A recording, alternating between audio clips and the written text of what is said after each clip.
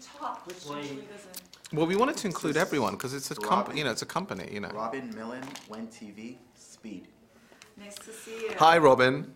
So, tell me of the Hitchcock's family and friends that have seen the film and what they thought of it. Well, what's been wonderful is, as we've been screening it over the last week or two, people who actually were involved in the making of the film came to the set. And I remember one particular example of Marshall Schlom, who was the original script supervisor on Psycho, who came to the set and saw we were shooting, a particular scene where he had been the script supervisor, met the person playing him, and he got really emotional. He's about 85, and he started to get incredibly emotional. And he said to Tony Hopkins right in front of me, he said, "You've given me my memories back."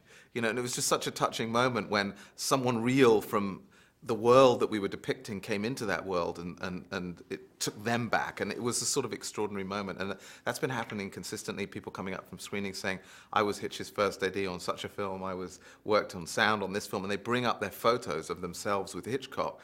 And the unifying thing is that people seem to feel, who were there, that this movie has caught the mischief and the humor, and also the craziness and the darkness of the man that they worked with before. And I think a lot of people felt, rightly or wrongly, that he's over the years been maligned and portrayed in very sort of specific ways, and that really people know him for being cold and tough with actresses. But there's also this other side to him, and I think the film attempts to explore both. It says, look, he was all these things, but there's also another side, and I think we see it in this incredible love story with his wife Alma, who was his chief collaborator. Was there a scene in this where Anthony Hopkins, Hitchcock, is chatting with the nude model for the shower scene? Well, actually, we had that in, but we actually ended up cutting it. But it was a great scene. It was painful to lose, but as they say, kill all your darlings. You have to get rid of certain things to make the film. Yes, but there was a great scene of that. Unfortunately, we couldn't. Maybe on the DVD. There you go. Did you ever have wars with the MPAA for films? I myself, no. I think that's something in the past. We're depicting a certain period in America in the film business where, there were very stringent rules. If there was a kiss between a couple, one of them had to have their foot on the floor. They couldn't be lying on the bed. It was really, specific and very restrictive. And I think that Hitchcock was one of the people who ultimately ended up demolishing the system. You see his battles with the Motion Picture Production Code in this film. Within a few years of Psycho being released in 1960, that office was in tatters. It was no longer relevant. Suddenly all these movies came over from France. It was impossible to control film in the way that I think they attempted to. So I think that Hitchcock may have been a large contributor to the decimation of the system that really prevented filmmakers from expressing themselves. Another great gift I think he gave a lot of people. Now, what was most surprising to you about Anthony Hopkins' performance?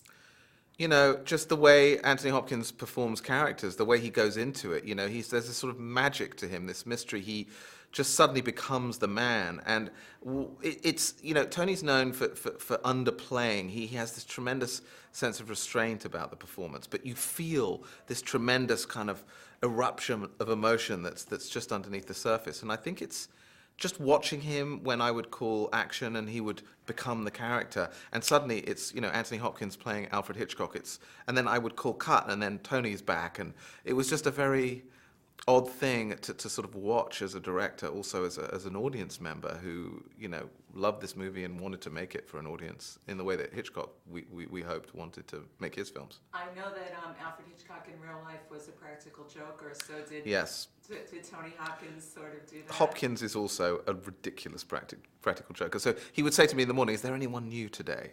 All excited to come to the set.